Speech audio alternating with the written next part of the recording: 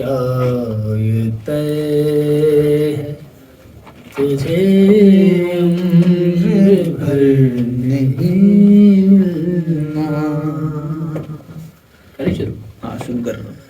अस्सलाम वालेकुम। एक मिनट हाँ भाई, मैं सीधा कर रहा था अभी। रेडी? हाँ एक मिनट। ये आप जाने दीजिएगा ऐसे ही शुरू से लेकर, ठीक है? तो क्या ये तय है ऐसे? हाँ जी, वही से वो जाना। गाली वगैरह तो नहीं दी मैंने? नहीं, चलो फिर ठीक है, जाने दो। जाना है, चलो। ठीक है। अस्सलाम वालेकुम जी। उम्मीद है आप सब लोग खैरियत से होंगे, अपने घर वालों के साथ एक हंसती मुस्कुराती जिंदगी गुजार रहे होंगे। और मियाँ साहब के चेहरे से आपको लग रहा है मियाँ साहब दरअसल ट्रैवल करके आए कल, और फिर उनको मैंने कल काम पे बिठा दिया, तो उसके बाद से इनकी तबीयत थोड़ी सी गड़बड़ है और इनको उदासी छाई हुई है। तो कमेंट सेक्शन में इनकी बहुत सारी तारीफें करके इनकी उदासी दूर करने की कोशिश की जाए। इंस्टाग्राम का लिंक दिया जाएगा डिस्क्रिप्शन में इनके, वहां जाके इनको बेस्ट विशेस दी जाए। और अभी रिसेंटली भाई का निकाह भी हुआ है, तो उसकी मुबारकबादें भी पहुंच जाए वहां जाके। सब खैर, बता दो। It's on your social media. Yes it is. वो मीम वाला, वो मीम है इस तरह की, जोर जोर से बोल के सबको स्कीम बता दो। खैर स्कीम तो आज हमारे सामने एक खुली पड़ी है और स्कीम के बारे में बात करते हैं। सबसे पहले आते हैं और देयर इज मुजम्मिल भाई आ गए पानी लेके हमारे लिए। खाली ग्लास ले आए। Thank you Muzammil. जग का जब इधर पड़ा मैंने इसलिए लाया यहाँ नहीं है। जब वही है भाई, चलिए आपका गिलास है, मेरा गिलास।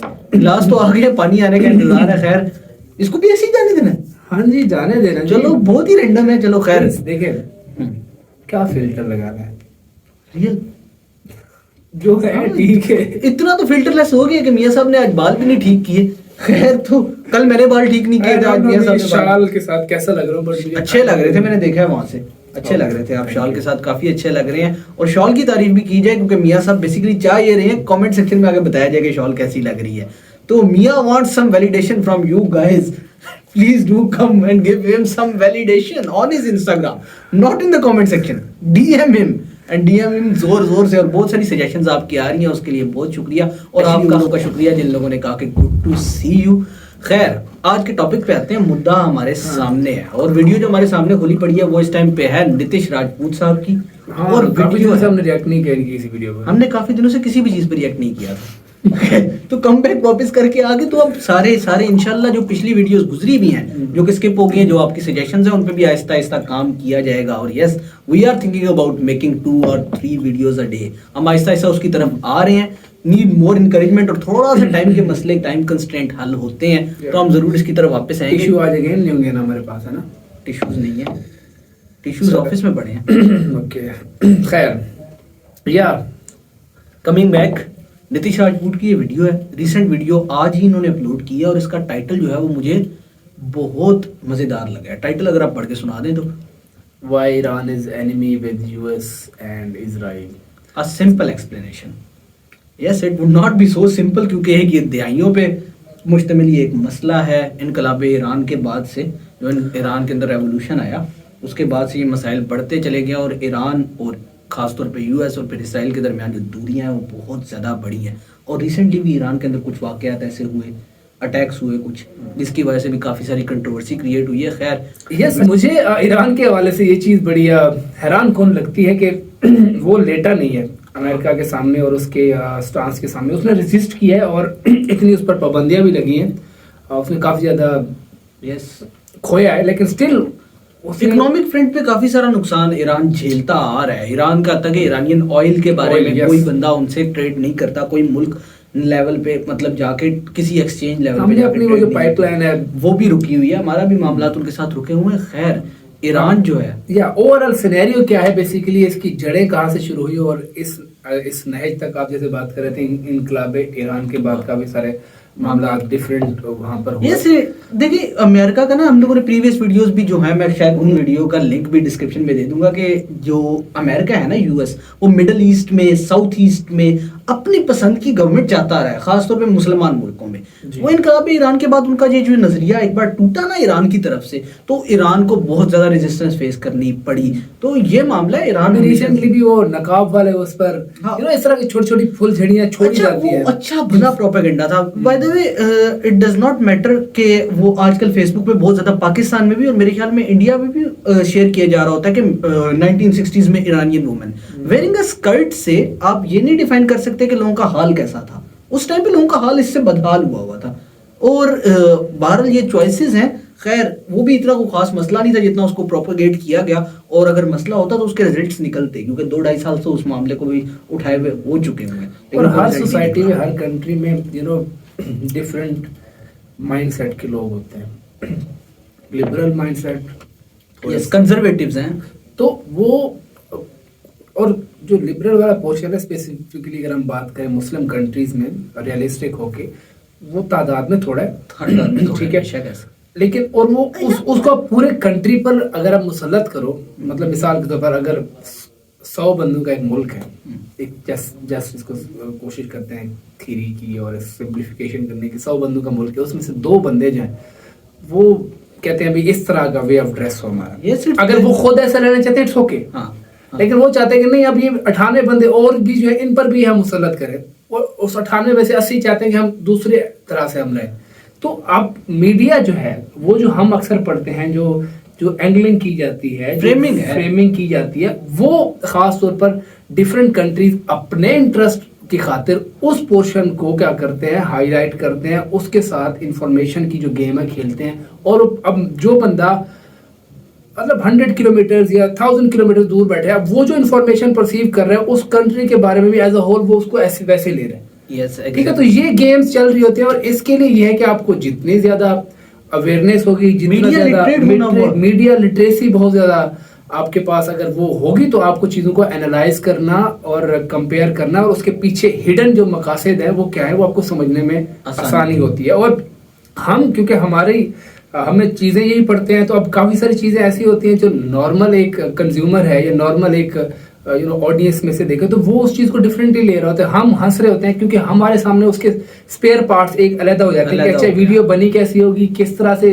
इसकी बायसनेस की जा रही है, किस तरह से इसके, तो वो सारे जो उसके कंपोनेंट्स हैं हमारे सामने, एंगल टेकन है। यस, तो ये एक चीज होती है। खैर, तो वो हम अपने एंड से वही कोशिश करते हैं जी कि चीजों को और ज्यादा समझा जाए। हमें भी पता है कि भाई एक जो सीखने वाला अमल है, हम भी उसी राह पर चल रहे हैं, एंड इससे बड़ी हेल्प मिल रही है थ्रू आउट। हम जब डिफरेंट और खास तौर पर इंडियन यूट्यूबर्स, क्योंकि पाकिस्तान में भी काम कुछ कर रहे हैं, ज्यादा नहीं हो रहा, ठीक है, तो इंडिया में इस हवाले से जो जितने भी कंटेंट क्रिएटर हैं उन्हें थोड़ा सा वो फ्रीडम ऑफ स्पीच के हवाले से भी थोड़े से ज्यादा, मतलब पाकिस्तान जैसा हाल नहीं है, ये सब कुछ ठीक है, तो वो कर सकते हैं। पाकिस्तान में भी शायद थोड़ी सी अगर ज्यादा हाथ ढीला होता तो यहाँ पे भी होता और हो रहा है काम। बेसिकली हम लोग ना, हमारे यहाँ हम लोग एक चीज इग्नोर करते हैं कि हमारे यहाँ तकरीबन बहुत लंबा अरसा 2015 में दोबारा यूट्यूब बंद रहा है। इसकी वजह से हमारा जो कंटेंट क्रिएटर है वो यूट्यूब पे इतना ज्यादा अवेयर नहीं रहा। अब आहिस्ता आहिस्ता लोग सामने आ रहे हैं, लोग काम कर रहे हैं, और होपफुली हम उन लोगों की तरफ भी जाएंगे। पहले भी हम लोगों ने पाकिस्तानी वीडियोस पे भी काम किया है, हम आगे जाके उनको भी देखेंगे। खैर, मेरे पास बहुत सारे उधर चले जाते हैं, बहुत सारे पॉइंट्स हैं ईरान के लिए, लेकिन after the video I guess मेरे ख्याल में बगैर किसी डिले के वीडियो करते हैं स्टार्ट। सबसे का हक जो है सिर्फ और सिर्फ अल्लाह को है। मस्जिदों के अंदर चेयर्स लगा दी गई, औरतों के लिए पर्दा और बुर्का पहनना बैन कर दिया गया। मुहर्रम था और मुहर्रम के टाइम पे फुल इंटेंसिटी के साथ प्रोटेस्ट बढ़ा दिए गए। ईरान के अंदर जो अमेरिका की एम्बेसी थी, वहां सारे लोग गेट पे चढ़ के एम्बेसी के अंदर पहुंच गए। सद्दाम हुसैन ने इराक के अंदर कई सारे ऐसे शिया पॉपुलर लीडर्स थे जिनको मरवा दिया था। खुमैनी ने कसम खा रखी थी वो तब तक फाइट करना नहीं छोड़ेंगे जब तक वो सुन्नी लीडर सद्दाम हुसैन को, सऊदी है वो तो यूएस की गोद में बैठा है, और इन्हीं सब बातों को लेके सऊदी अरेबिया और ईरान के बीच में बहुत बड़ी दुश्मनी हो गई है। और इस ईयर में बहुत बड़ा जैकपॉट लगता है। जितने भी ईरान के साइंटिस्ट हैं उनको कोई अननोन लोग जो है वो आके मार जाता है, प्रोग्राम वहीं पर रुक जाता है। अच्छा, अभी रिसेंटली हीट थोड़ी सी कम हुई है ईरान का नाम आप आए दिन सुनते होंगे कि ईरान ने हिजबुल्लाह, कभी हमास, हाउतीज, इनको हथियार दे दिए। इजराइल के अंदर जो हमास ने अटैक करवाया है, इसमें भी ईरान के सपोर्ट की बात हो रही है। तो ऐसा क्या फायदा है ईरान का जो पूरी दुनिया के खिलाफ जाके ऐसे ग्रुप्स को सपोर्ट कर रहा है? वहीं सऊदी अरेबिया और ईरान दोनों मुस्लिम कंट्रीज हैं, फिर ऐसी क्या बात हुई कि दोनों एक दूसरे के दुश्मन बन गए? यूएस और ईरान की एक टाइम पे बहुत अच्छी दोस्ती थी, फिर ऐसा कौन सा इंसिडेंट हुआ कि ईरान और यूएस एक दूसरे के जानी दुश्मन बन गए? अभी कुछ दिन पहले ही अटैक करवाया यूएस ने ईरान की पोस्ट पे। यूएस ने ईरान के ऊपर सैंक्शन लगा के ईरान की पूरी इकोनॉमी को नीचे लाके खड़ा कर दिया। उसके बाद भी ईरान जो है वो सब कुछ दांव पे लगा के यूएस के अगेंस्ट में खड़ा। तो इन सारी चीजों के पीछे रीजंस क्या है? मिडिल ईस्ट के अंदर ये पूरा पावर स्ट्रगल चल रहा है, इसके पीछे रीजंस क्या है? तो आज आपको इस वीडियो में सारी चीजें डिटेल में समझ में आ जाएगी। ओके, अच्छा, ये सारी चीजें डिस्कस करने से पहले एक दो चीजें हैं वो डिस्कस करना जरूरी है, पहले वो डिस्कस कर लेते हैं। देखिए, हजरत प्रॉफिट मोहम्मद की डेथ के बाद कौन नया खलीफा बनेगा, इसको लेकर जो मुस्लिम कम्युनिटी थी इसमें एक कंफ्लिक्ट स्टार्ट हो गया था। एक ग्रुप चाहता था कि हजरत प्रॉफिट मोहम्मद के फ्रेंड हजरत अबू बकर वो खलीफा बने, और दूसरा ग्रुप चाहता था हजरत प्रॉफिट मोहम्मद के दामाद हजरत अली वो खलीफा बने। अब इसको लेके मुस्लिम कम्युनिटी जो है वो दो ग्रुप्स में डिवाइड हो गई थी। हजरत अबू बकर को खलीफा मानने वाले सुन्नी मुस्लिम हुए और हजरत अली को खलीफा मानने वाले शिया मुस्लिम हुए। That's an oversimplification. ये मेन डिफरेंस है। अब अगर आप पूरे वर्ल्ड का मैप देखोगे तो ये जो लाइट ग्रीन कंट्रीज है इंक्लूडिंग इंडिया, इसमें सुन्नी मुस्लिम मेजोरिटी में है, और डार्क ग्रीन कंट्रीज जैसे ईरान, इराक और यमन, तो यहाँ पे शिया मुस्लिम मेजोरिटी में है। तो कहने का मतलब ये है कि शिया मुस्लिम सुन्नी मुस्लिम के कंपैरेटिवली काफी ज्यादा कम है। पूरे वर्ल्ड की जो टोटल मुस्लिम पॉपुलेशन है उसमें 87 to 90% मुस्लिम जो है वो सुन्नी है, और करीब 7 to 10% शिया मुस्लिम्स है। और इसमें भी एक चीज और है, जैसे दुनिया के अंदर जो इस्लाम रिलीजन को फॉलो करता है वो मुस्लिम कहलाता है, लेकिन ऐसा नहीं है कि इंडिया पाकिस्तान का जो मुस्लिम है, अरब मुस्लिम जो है, ईरान का जो मुस्लिम है, वो सारे एक हैं। इनमें काफी कल्चरल डिफरेंस है। जैसे ईरान मिडिल ईस्ट की कंट्री तो है और यहाँ पे पॉपुलेशन जो है वो शिया मुस्लिम्स की ज्यादा है, लेकिन ईरान के जो शिया मुस्लिम्स हैं उनका कल्चर अरब के जो सुन्नी मुस्लिम है उनसे एकदम अलग है। ईरान अपने आप को कल्चरली एकदम अलग मानता है अरब से। ईरान में फारसी बोली जाती है। ईरान मिडिल ईस्ट में है लेकिन अरब लीग का मेंबर नहीं है। अरब कंट्रीज वो हैं जहां अरेबिक बोली जाती है, वहां के मुस्लिम अरब मुस्लिम्स कहलाते हैं। अरब पूरे मिडिल ईस्ट में मेजॉरिटी में। अब ऐसा कोई स्पेसिफिक ऑफिशियल डिफाइंड मैप नहीं है मिडिल ईस्ट का, लेकिन जनरली 17 मिडिल ईस्ट कंट्रीज में से 13 अरब कंट्रीज है। ईरान इन 13 में से नहीं है। अरब की जो सुन्नी मुस्लिम पॉपुलेशन है वो डोमिनेट करती है पूरे मिडिल ईस्ट में, इन नंबर्स में भी ज्यादा है। शिया मुस्लिम जो है और सुन्नी मुस्लिम जो है इनमें हमेशा से कंफ्लिक्ट रहा है, और इसके चलते पूरे मिडिल ईस्ट में चाहे ईरान सऊदी प्रॉक्सी कंफ्लिक्ट हो, ईरान सिविल वॉर हो, सीरिया सिविल वॉर हो, बहराइन अपराइजिंग हो, 2014 में आईएसआई का शिया परसिक्यूशन हो, मिडिल ईस्ट के अंदर हर जगह इस चीज का रेलेवेंस आपको दिखेगा। इनफैक्ट इस चीज को समझे बिना मिडिल ईस्ट की जियोग्राफी समझना बहुत ही मुश्किल हो जाता है। अब देखिए, इंडिया से ये वेस्ट की तरफ, ये इधर है मिडिल ईस्ट, और यहाँ अरब सुन्नी मुस्लिम मेजोरिटी वाली कंट्रीज के बीच में ये है ईरान, और पहले इसको पर्शिया कहते थे। ईरान अपनी जियोपॉलिटिकल लोकेशन और रिसोर्सेज की वजह से सुपर पावर्स की नजर में हमेशा से रहा। ईरान के अंदर कंट्रोल रखने के बहुत सारे एडवांटेजेस, पूरे रीजन में कंट्रोल मिलता है। ईरान का एक बॉर्डर इधर साउथ एशिया से लगा है, दूसरा बॉर्डर इसका अरब से लगा है, नीचे इसके पर्शियन गल्फ, अरेबियन सी, जहां से दुनिया भर का ट्रेड होता है। ये स्ट्रेट ऑफ हॉर्मुज है, ये यहाँ पे है। ये इसको अगर ब्लॉक कर दिया जाए तो दुनिया का जो 20% ऑयल का जो फ्लो है उसको आप बड़ी आसानी से बहुत ही कम टाइम में रोक सकते हैं। रिसोर्सेज की बात करें तो ऑयल और नेचुरल गैस के भंडार हैं यहाँ पे, लेकिन कुछ चीजें ऐसी हुई ईरान के अंदर जिसकी वजह से आज की डेट में ईरान की 28% पॉपुलेशन जो है वो पॉवर्टी में, और 40% पॉपुलेशन जो है वो अगले 2 साल में पॉवर्टी में जाने वाली है। देखिए, जो सारी चीजें मैं आपको अभी शुरू में बता रहा हूँ, शिया सुन्नी differences, cultural differences, geopolitics, resources, इन सब के मायने हैं, ये भी आगे जाके सेल्स करेंगे, और ये सारी जो चीजें बताएंगे अभी आखिरी में जाके मिलेंगी। तो देखिए, ईयर 1800 का टाइम था और ईरान को कजर डायनेस्टी जो थी वो रूल करती थी, जिसके राजा थे फात अली शाह कजर। अब जनरली राजा जो होता है किसी कंट्री का वो पूरे देश पे राज करता है, उसकी चलती है, लेकिन ईरान के अंदर थोड़ा सा अलग सिस्टम था। यहाँ पे शिया मुस्लिम पॉपुलेशन जो थी वो ज्यादा थी, लोग अपने शिया मुस्लिम रिलीजन जो है उससे वेल कनेक्टेड रहते थे, और यहाँ पे रिलीजन के जो स्कॉलर्स होते थे, जो रिलीजन की बातें लोगों तक पहुंचाते थे, रिलीजन के लॉ क्या है वो लोगों को समझाते थे, तो इनकी ज्यादा चलती थी। ये जो रिलीजियस स्कॉलर्स थे इनको उलेमा बोला जाता था, और इसमें भी जो सबसे ज्यादा पढ़े लिखे स्कॉलर्स होते थे उनको आयतुल्ला बोला जाता था। और ईरान के अंदर ये जो उलेमा है इनके पास पॉलिटिकल पावर भी थी, तो सिर्फ राजा की ही नहीं चलती थी, उलेमा अगर कुछ कह देता था तो राजा को मानना पड़ता था। तो ये सिस्टम ईरान के अंदर उस टाइम पे काम कर रहा था। तो उस टाइम पे ईरान जो कि पर्शिया कहलाता था उस टाइम पे, उसका एक बॉर्डर ब्रिटिश इंडिया से लगता था। पाकिस्तान उस समय अलग नहीं हुआ था, इंडिया के ऊपर ब्रिटिशर्स जो थे वो रूल करते थे, तो ईरान का एक बॉर्डर ब्रिटिशर्स के साथ लगता था और दूसरा बॉर्डर जो था वो रशिया से लगता था। अब उस टाइम पे भी ईरान की जो जियोपॉलिटिकल इंपॉर्टेंस थी और जो रिसोर्सेज थे उस पर ब्रिटिशर्स और रशियन जो थे उन दोनों की नजर थी। दोनों ही सुपर पावर के बीच में ईरान फंसा हुआ था। अब इसके बाद डेट आती है मई 1804 और रशिया मौका देख के ईरान पे अटैक कर देता है और ईरान को हरा के जबरदस्ती एक ट्रीटी कर लेता है, ट्रीटी ऑफ गुलिस्तान। अब आप ये भी कह सकते हो कि पूरे ईरान पे कब्जा कर लेना चाहिए था, ट्रीटी क्यों कर रहा था? तो देखिए, ब्रिटिशर से भी एक बॉर्डर लगा हुआ था ईरान का, और ब्रिटिशर्स और रशिया ईरान को लेकर बैटल नहीं लड़ना चाहते थे। दोनों पावरफुल थे तो दोनों मिल बांट के खाना चाहते थे, और कैसे खाया वो अभी आगे बताऊंगा आपको। तो रशिया ने इस ट्रीटी में ईरान से एक तो कैस्पियन सी थी उस पर कंट्रोल लेके मिलिट्री राइट्स जो थे वो ले लिए ईरान के अंदर, और रशिया के जो ट्रेडर्स थे वो ईरानियन रिसोर्सेज जो थी उनके ऊपर ट्रेड कर सके उसके राइट ले लिए। अब इसके कुछ टाइम बाद क्या होता है कि रशिया के तसर अलेक्जेंडर इनकी डेथ हो जाती है, तो ईरान के किंग फात अली इन्होंने ट्राई किया कि अभी रशिया पे अटैक कर देते हैं, अभी रशिया थोड़ा वीक होगा, तो ईरान के राजा ने इनके ऊपर अटैक किया। अब अटैक जीता तो छोड़िए, ईरान उल्टा हार जाता है और रशिया फिर से एक ट्रीटी साइन कराता है, ट्रीटी ऑफ टर्कमेनशाह। इस ट्रीटी में पहले तो ये जो ईरान ने अटैक किया था इसकी वजह से ईरान के ऊपर 20 मिलियन रूबल्स का फाइन लगा दिया जाता है और ईरान के जितने भी नेवल राइट्स थे ये भी रशिया अपने पास ले लेता है। ये उस ट्रीटी की ओरिजिनल कॉपी है। अब रशिया को जो चाहिए था वो तो मिल गया था, अब बारी थी ब्रिटिशर्स की। अक्टूबर 1834 का टाइम था, फात अली शाह की डेथ हो गई थी, मोहम्मद शाह जो थे वो राजा बनते हैं और इनकी डेथ के बाद 5 सितंबर 1848 को इनके बेटे नासिर अल दिन शाह ईरान के राजा बनते हैं। थोड़ा एग्रेसिव थे, इन्होंने राजा बनने के कुछ ही साल बाद करीब 1856 में एक एरिया था हेरत नाम से, जिसको राजा नासिर जो थे वो ईरान का हिस्सा मानते थे और इसको ईरान के अंदर लेने के लिए ये अटैक कर देते हैं और यहाँ पे ब्रिटिशर्स को एक मौका मिलता है और ब्रिटिशर्स मौका देख के उल्टा अटैक कर देते हैं। पहले तो ईरान को वापस भेजते हैं और उसके बाद ब्रिटिशर्स भी ट्रीटी ऑफ पेरिस साइन करा लेते हैं। सेम जो चीजें रशिया को नॉर्थ में मिली थी वही सारी सेम चीजें ब्रिटिशर्स को साउथ ईस्ट एरिया में मिल गई थी ईरान के। तो ये ट्रीटी वगैरह करके रशिया और ब्रिटिशर्स ने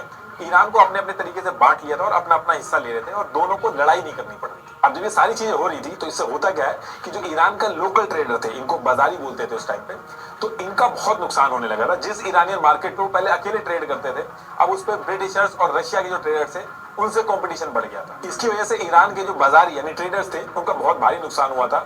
ईरान की जो पूरी टेक्सटाइल इंडस्ट्री थी वो पूरी तरीके से बाजारी यानी ट्रेडर्स के हाथ से निकल गई थी। और बात यहाँ पे भी नहीं रुकती है, ईयर 1890 में ईरान की जो टोबैको इंडस्ट्री थी उसको भी ईरान के जो राजा नासिर थे उन्होंने ब्रिटिशर्स को दे दिया था। अब टेक्सटाइल इंडस्ट्री तक तो झेल गए थे, लेकिन टोबैको जो था वो ईरान के अंदर बहुत ज्यादा कंज्यूम होता था। छोटे से लेके बड़े तक सारे जितने भी ट्रेडर्स थे उनका घर इससे चलता था। टोबैको बहुत ज्यादा कंज्यूम होता था ईरान के अंदर, तो ये बहुत बड़ा सेटबैक था आम जनता के लिए। तो इसको लेके जगह जगह पे ईरान के अंदर प्रोटेस्ट शुरू हो गए थे और ये सब कहने लगे थे लोग कि राजा जो है वो विदेशी जो लोग हैं उनके हाथों बिक गया। और बात इतनी बढ़ जाती है कि जो शुरू में मैंने आपको बताया था मुस्लिम उलेमा जो होता था, जो रिलीजियस स्कॉलर्स होते थे, उनको बीच में आना पड़ा।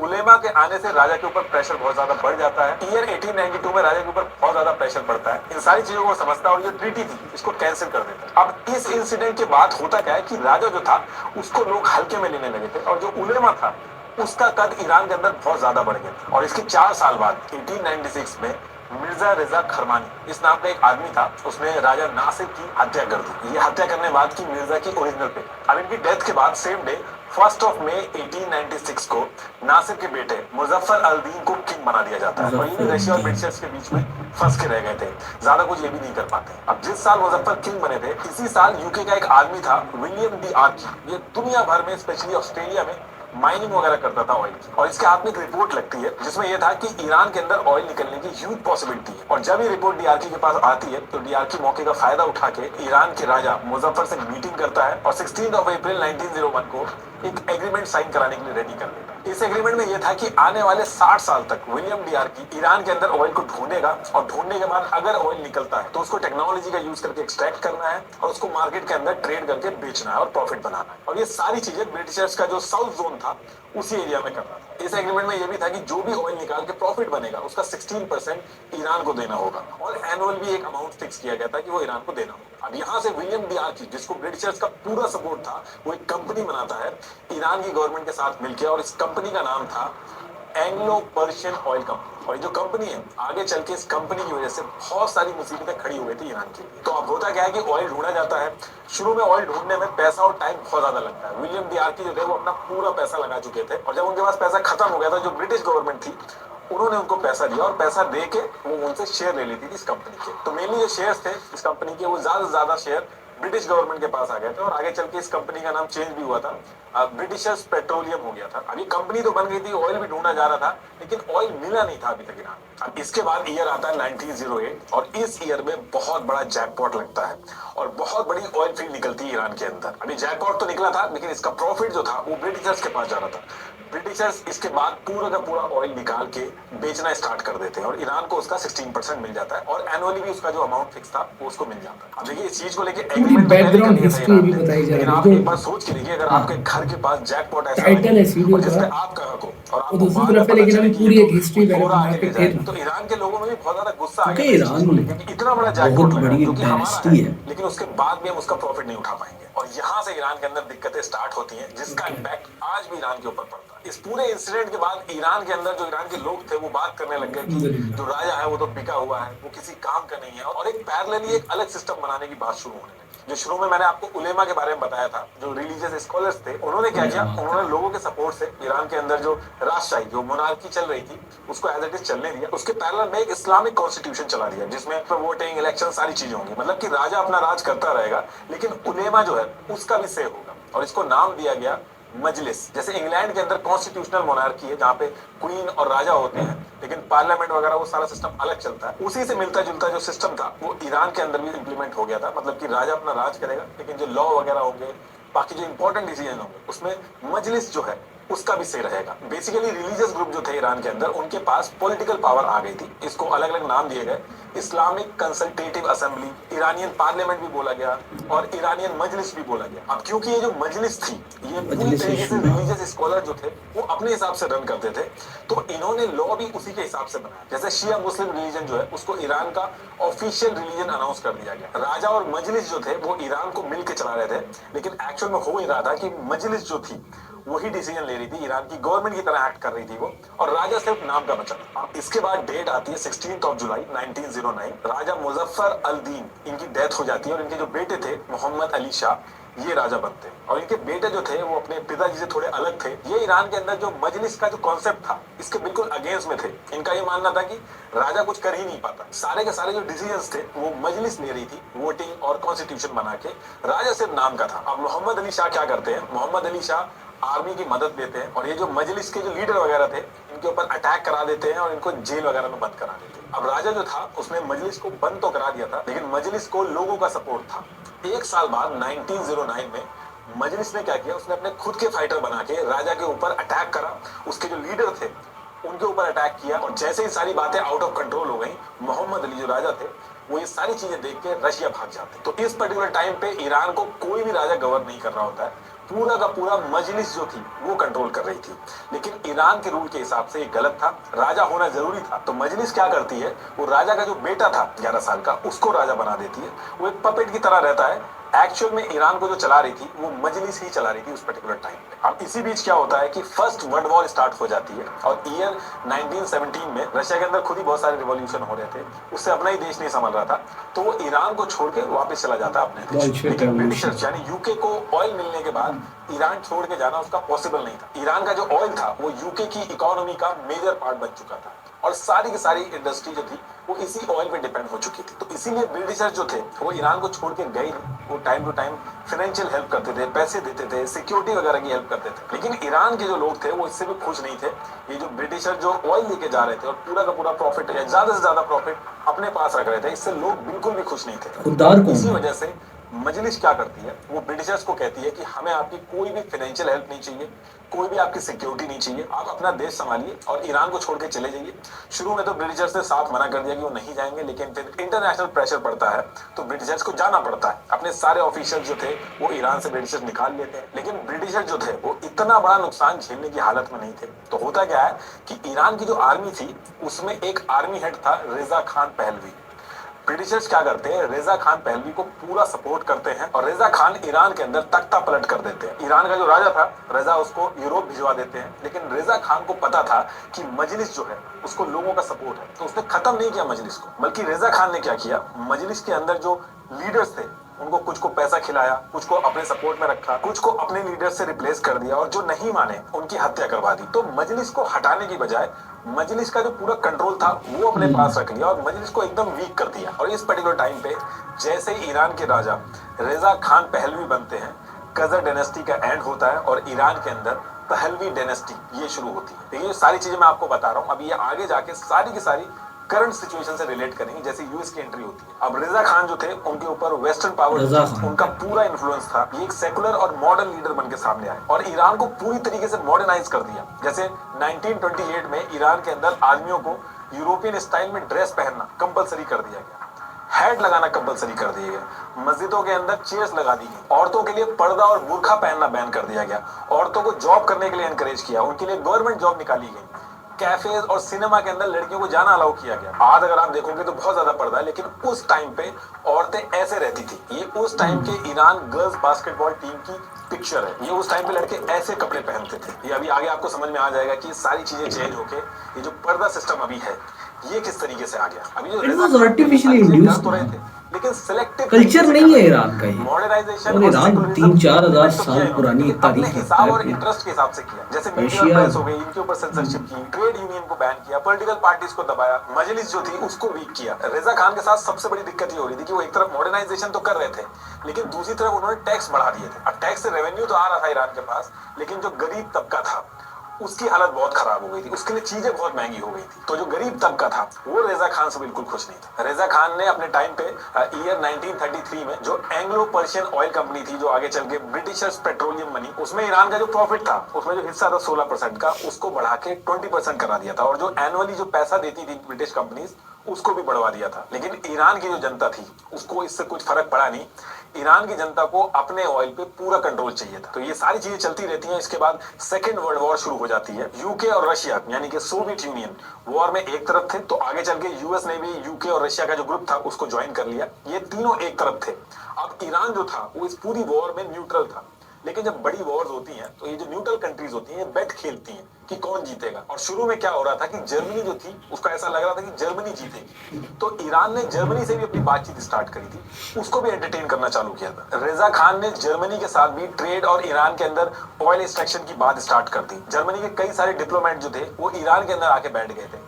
और यूके और रशिया यानी कि सोवियत यूनियन जर्मनी के अगेंस्ट में थे। वो नहीं चाहते थे कि जर्मनी ईरान के अंदर आए। एक तो जर्मनी अगर ईरान के अंदर आके बैठेगा तो यूके और रशिया को जो वॉर में एडवांटेज मिल रहा था लॉजिस्टिक वगैरह सप्लाई करने का, वो चला जाता। और जर्मनी जो था उसको यूके, यूएस, रशिया इन तीनों के ऊपर एक अलग एडवांटेज मिलता, जो कि ये तीनों नहीं चाहते थे। ऊपर से ईरान का जर्मनी के साथ ऑयल का डिस्कशन स्टार्ट होने से ब्रिटिशर जो थे वो भी बहुत ज्यादा गुस्सा हो गए थे। उनको अपनी ऑयल इंडस्ट्री खतरे में लग रही थी। तो यूके और रशिया ने ईरान को बहुत ज्यादा समझाया कि जर्मनी को ईरान के अंदर से बाहर कर दे, लेकिन जर्मनी को बाहर करना ईरान के लिए भी इतना आसान नहीं था। तो एक्चुअली में हो ये रहा था कि जो ईरान था वो इन सारी सुपर पावर के बीच में, जर्मनी, यूएस, रशिया, इन सारी सुपर पावर के बीच में फंस गया था। और जब बात नहीं बनती है तो यूके और रशिया ईरान पे अटैक कर देता है। ये प्रॉपर अटैक था, लेकिन यूके और रशिया ने कहा कि जो वॉर चल रही है जर्मनी के साथ उनकी, ये मजबूरी में इनको ये करना पड़ रहा है। उनको जर्मनी को ईरान से पुश करना पड़ेगा, वरना उनको बहुत बड़ा डिसएडवांटेज हो जाएगा इस पूरी वॉर में। क्योंकि उनका मैक्सिमम जो वॉर का सप्लाई था, जैसे फूड और वेपन वगैरह का, वो ईरान से होके जाता है। और अगर जर्मनी का कंट्रोल होगा ईरान पे तो एक बहुत बड़ा डिसएडवांटेज होगा यूके और रशिया के लिए। ये लोग वॉर जो है वो हार भी सकते हैं। और यही बहाना बना के इन्होंने अटैक किया। यूके और रशिया को सपोर्ट, जैसे वेपन, फूड और बाकी चीजों की जो सप्लाई थी, ये सब करने के लिए यूएस भी एंट्री मारता है ईरान के अंदर। उस टाइम पे यूएस ट्रेन से सप्लाई ट्रांसफर करता था। यूएस ने रशिया और ब्रिटिशर्स को सपोर्ट देने के लिए अपने एयरक्राफ्ट तक उतार दिए थे ईरान के अंदर। अभी जो अटैक करते हैं असला बेचना मिलकर ईरान के ऊपर, वैसे वो साइड पे बहुत रहा ज्यादा था नुकसान यूएस से, होता दोनों है। वर्ल्ड ईरान में महंगाई 400 गुना ज्यादा बढ़ जाती है, 400 गुना पहले से ही था और बढ़ जाता है। फूड की शॉर्टेज हो जाती है।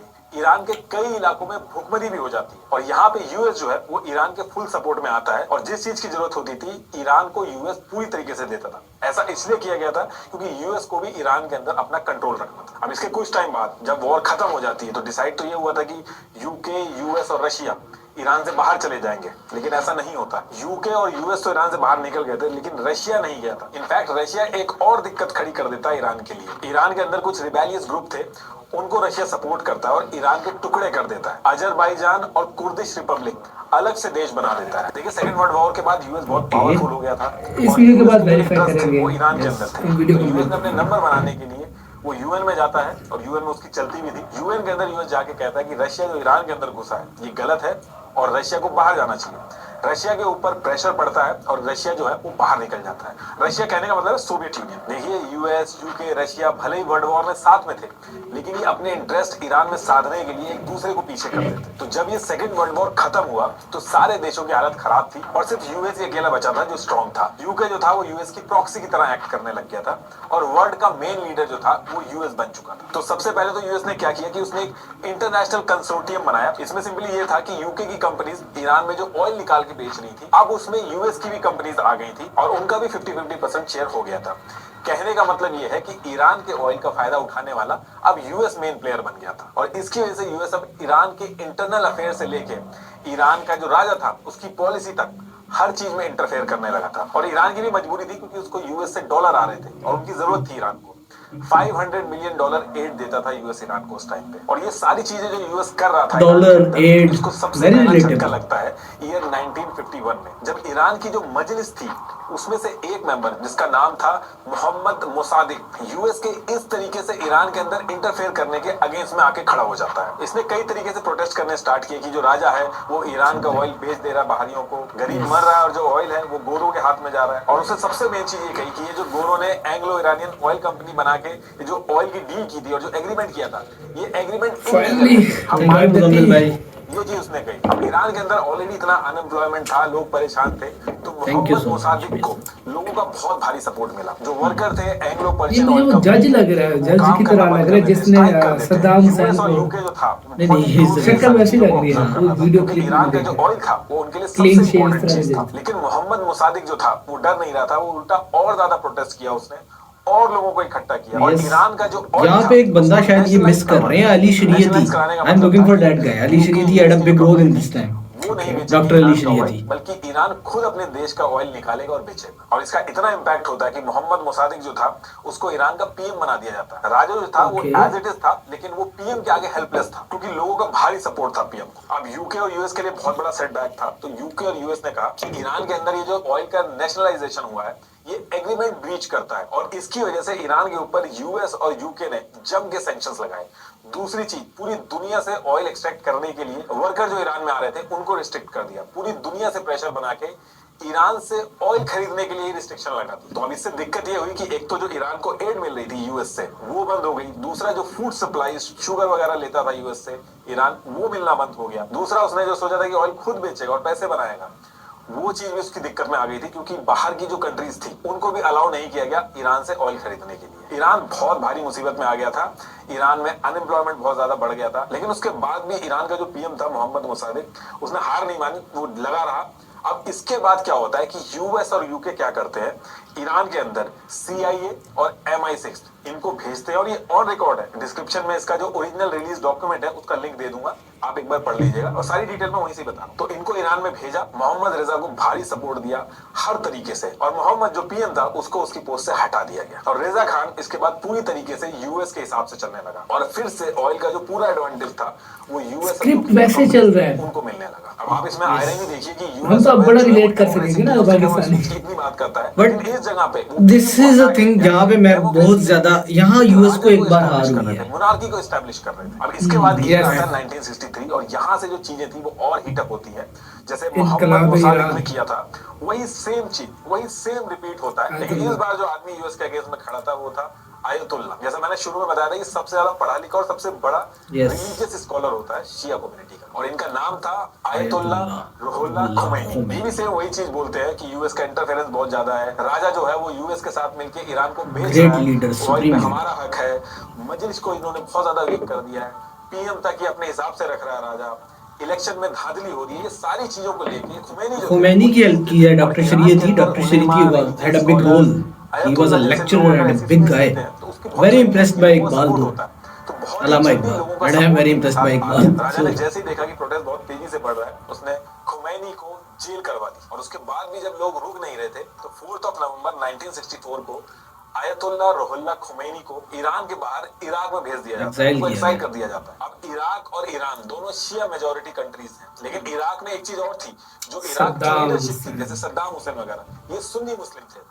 तो आयतुल्ला खुमैनी ने क्या किया कि इराक में जाके भी स्पीचेस दी, वहां के जो शिया लीडर्स थे तो उनसे जाके बात करी और ये स्पीचेस देते थे नॉर्मल नहीं थी, इसमें बहुत ही रिलीजियस और इंपैक्टफुल बातें बोली जाती थी जिससे लोग बहुत तेजी से अट्रैक्ट हो रहे थे। इन स्पीचेस का जो मेन कोर था उसमें ये कहा जाता था कि देश को कोई आदमी नहीं चला सकता, ना ही आदमी कोई लॉ बना सकता है, लॉ बनाने का हक जो है वो सिर्फ और सिर्फ अल्लाह को है और Yes, देश कैसे this is चलेगा, what we देश में believe कैसे in. रहना चाहिए, एग्जैक्टली क्या हमारे पास रूल्स जो होने चाहिए, किताब है, ये ये तो और बात है कि हम गवर्नमेंट के भटक हिसाब से चुके हैं, होना उसको चाहिए, उस तरह से आप इनके हिसाब से ना तो कोई राजा होना नहीं चाहिए, ना कोई implement ही नहीं किया डेमोक्रेसी जाता। होनी Yes, चाहिए। exactly. एक इस्लामिक राज होना चाहिए जिसको गॉड के रूप से Sovereignty चलाया जाए। belongs to और जो Almighty. rules हैं, That's the God के basic जो rule. अगर हम नुमाइंदे हैं, अपने जो कॉन्स्टिट्यूशन को scholars देखें तो हैं, पहली वो लाइन ये implement है, करेंगे। sovereignty शरिया तो के अल्लाह ताला हिसाब की से होती देश है, उम्मीद चलना अल्लाह चाहिए। ताला और की। इस पूरे प्रोसेस को लेकिन उन्होंने नाम दिया काश उस पर अमल नहीं किया विलायत जाता। फाकी। ये सारी बातें सुन के लोगों का हुजूम लग जाता था ईरान के अंदर।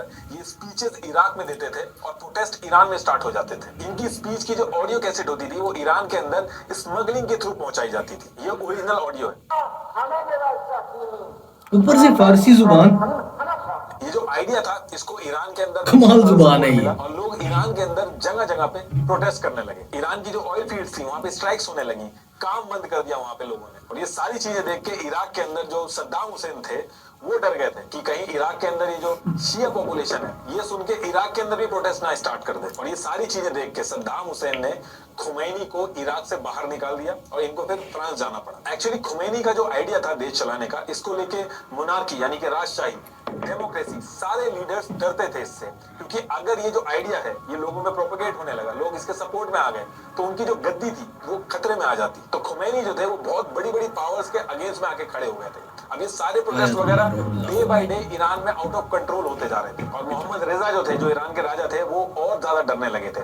इस डर में उन्होंने कुछ ऐसे फैसले लिए जो बहुत ज्यादा बैकफायर कर गए उनको। वो क्या करते थे, जो भी प्रोटेस्ट करता था कोई पॉलिटिकल लीडर या रिलीजियस फिगर बैकफायर कर दिए में जो बोलता था उसके खिलाफ आर्मी भेज देते थे, पुलिस भेज देते थे, मारपीट जुल्म जब हद से बढ़ता है तो रिस्ट्रिक्शंस लगा दी। मिट जाता है। न्यूज़ के अंदर क्या छपेगा ये भी राजा डिसाइड खुद करने लगा था। अक्टूबर 1977 को लोगों ने इकट्ठा होकर सड़कों पे आके प्रोटेस्ट करना स्टार्ट कर दिया और बहुत ज्यादा बड़ी भीड़ आई थी। इसमें सबसे ज्यादा यूनिवर्सिटी के जो स्टूडेंट्स थे उन्होंने हिस्सा लिया। And university students were protest नहीं थे, जो इनके पीछे लोग थे, पिक लगा के प्रोटेस्ट हुए। खुमैनी को जो पैगाम पहुंचा रहे थे उनमें एक बहुत बड़ा नाम डॉक्टर अली शरीयती थे। सड़कें बंद हो जाया करती थी उनके लेक्चर्स के लिए। I am very impressed by the guy and I am all pumped up Iran का टॉकिंग जो अबाउट रिवॉल्यूशन था वो एकदम अलग था। ये जो पूरा रिवॉल्यूशन था ये एक तरह से यूएस के ऊपर हेट से डेवलप हुआ। उस टाइम पे ऐसे पोस्टर US के लगाते ऊपर थे, hate से develop ये ऐसे जगह जगह पे यूएस के फ्लैग जलते थे। अब इसके बाद 6 जनवरी 1978 को एक और दिक्कत होती है। आयतुल्लाह खुमैनी जो थे उनके बारे में राजा कुछ न्यूज़पेपर में गलत लिखवा देते हैं और इसके बाद प्रोटेस्ट और भड़क जाते हैं। ये एक साइकिल की तरह बन गया था। लोग Yes. प्रोटेस्ट करते थे, राजा Anti पाकिस्तान भी कह रहे हैं। लाठी डंडे चलाते थे, उसमें कुछ लोग मरते थे और फिर जो लोग मरते थे उनके लिए प्रोटेस्ट होते थे। तो एक साइकिल बन गई थी और इस साइकिल का राजा के पास कोई सोल्यूशन ही नहीं था। यूएस भी ये सारी चीजें देख के डर गया था। यूएस ने राजा को मिलिट्री का सपोर्ट भेजा और बोला कि अगर आपसे नहीं संभल रहा है तो यूएस अपनी मिलिट्री भेज देगी। और इससे लोग और भड़क गए कि यूएस जो है वो ईरान के अंदर अपना कंट्रोल बढ़ा रहा। राजा से जब बात नहीं संभली तो ईरान के अंदर मार्शल लॉ इम्पोज कर दिएगा। इसमें जितने भी सिविल राइट्स वगैरह होते हैं लोगों के वो खत्म हो जाते हैं। लेकिन उसके बाद भी प्रोटेस्ट नहीं रुके। पूरी की पूरी Iranians fought यार उस टाइम पे। 1978 में मुहर्रम था और मुहर्रम के टाइम पे फुल इंटेंसिटी के साथ प्रोटेस्ट बढ़ा दिए गए। अब राजा और उसके जो लीडर थे मुहर्रम में तो वैसे फिर राजा को एक कैंसर अलग ऑलरेडी था, Emotionally तो एक उन्होंने high charge बहाना देता इलाज था। कराने के बहाने से ईरान को एज इट इज छोड़ के यूएस चले गए अपना इलाज कराने। कैंसर और का राजा इलाज। के जाते शहबाज शरीफ भी खुमैनी गए थे। वापस आते हैं ईरान में। इनका स्वागत बहुत भारी भीड़ में खुमैनी होता है। is back ये वो image है उस in the time की, picture ये of Iran। newspaper है। अच्छा, ईरान नवाज आते शरीफ ही खुमैनी खुमैनी बनने की कोशिश करता है ना। सबको हटा दिया। He cannot। April 1979 Khomeini is voting करवाई गई जिसमें 98% वोटिंग इस हक में हुई कि ईरान को ना तो कोई राजा चाहिए ना कोई डेमोक्रेसी का मॉडल चाहिए, बल्कि 98% ईरान को इस्लामिक Islamic रिपब्लिक Republic। बात ही बनाना खत्म। और वोटिंग इसके हक ये में असल हुई। democracy। जैसे Yes। वोटिंग हक में हुई तो ईयर 1979 में एक इस्लामिक रिपब्लिक देश बन गया ईरान। इसी को ईरान में इस्लामिक रेवोल्यूशन बोला जाता इनकलाब ईरान। है, जिसने ईरान को हमेशा के लिए बदल के रख दिया। और ईरान के अंदर एक थियोक्रेसी का एस्टेब्लिशमेंट हुआ। जैसे डेमोक्रेसी होती है जहाँ पे थियो जनता मतलब रूल करती है, God, religious, मोनार्की होती है yeah। जहाँ पे राजा रूल करता है, राजशाही जिसे कहते हैं। ऐसे ही थियोक्रेसी में ऐसा बोला गया कि गॉड के कुछ नुमाइंदे हैं वो लॉ वगैरह आयतुल्लाह मतलब आयतुल्लाह का बेसिक मतलब ये है अल्लाह की तरफ से निशानी जो है। तो ईरान का जो मॉडल था उसमें एक सुप्रीम आयतुल्लाह लीडर अगर आप होते हैं, इसकी ट्रांसलेशन जो फाइनल करें। डिसीजन लेते हैं, जो सबसे ऊपर होते हैं और उनके नीचे प्रेसिडेंट, पार्लियामेंट, इलेक्शन वगैरह सारी चीजें होती हैं। तो ईरान के अंदर इस्लामिक अभी आयतुल्लाह ईरान में शरिया कानून लाया गया और सारी की सारी पावर जो थी वो उलेमा के पास थी। और इसमें मिलिट्री से हटके एक अलग से इस्लामिक रेवोल्यूशन गार्ड बनाया के गया पास। जिनका काम था इस थियोक्रेसी की रक्षा करना, कि कोई मिलिट्री वगैरह आके तख्ता पलट करने की कोशिश करे या फिर सुप्रीम लीडर को हटाने की कोशिश करे, तो इनका काम था उसको रोकना। अभी भी यही सिस्टम है ईरान में। अभी सैयद अली खुमैनी जो है वो करंट सुप्रीम लीडर है और इब्राहिम रईसी ये प्रेसिडेंट है। और जब ये सारी चीजें हो जाती हैं, इस्लामिक रेवोल्यूशन हो जाता है पूरा, तो इसके बाद लोग क्या करते हैं, ईरान के अंदर जो अमेरिका की एम्बेसी थी वहां सारे लोग गेट पे चढ़ के एम्बेसी के अंदर पहुंच गए। 4 नवंबर 1979 को 52 अमेरिकन के ऑफिसर जो थे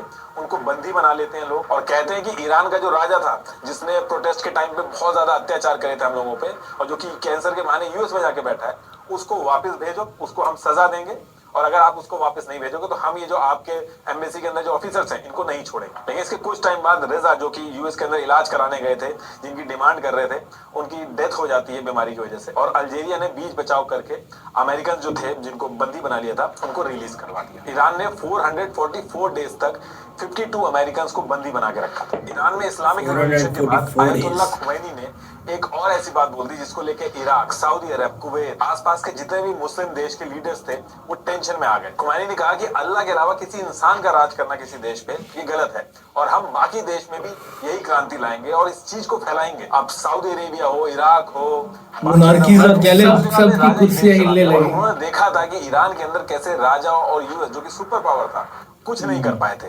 अब इराक जो था वो बिल्कुल बगल में था ईरान के, इस चीज का इराक को ज्यादा डर था। तो सद्दाम हुसैन ने ईरान के ऊपर हमला करने का सोचा, और इसके पीछे कई सारे रीजन थे। पहला ये था कि ईरान के बॉर्डर से इस्लामिक रेवोल्यूशनरी गार्ड जो थे उनके प्रॉक्सी घुस रहे थे, इराक में राजशाही के खिलाफ स्पीचेस दे रहे थे। सद्दाम हुसैन ने इराक के अंदर कई सारे ऐसे शिया पॉपुलर लीडर्स थे जिनको मरवा दिया था, डिक्टेटर था। उसके बारे में बातें बहुत ज्यादा तेजी से चलने लगी थी। इसके साथ साथ और भी बहुत सारे रीजन थे इराक के ईरान के ऊपर हमला करने के पीछे। जैसे खुजिस्तान के एरिया को लेके ईरान और इराक में डिस्प्यूट थे, इस पे इराक कंट्रोल लेना चाहता था, यहाँ बहुत सारी रिसोर्सेज थी। और इसके साथ साथ शत अल अरब वाटरवे, ये दोनों ही देशों के लिए ऑयल एक्सपोर्ट के लिए बहुत ही इंपॉर्टेंट पार्ट था। लेकिन इसको भी ईरान ने इराक से प्रेशर बना के आपस में शेयर कर लिया था। इराक ने सोचा था कि इस टाइम जब ईरान में मिलिट्री वीक है, इसका फायदा उठा के अटैक करना सही रहेगा, और ये सारी चीजें जो अनस्टेबिलिटी रीजन के अंदर फैली हुई है इसका सोल्यूशन ले लेते हैं। लेकिन जैसा सोचा था वैसा होता नहीं है।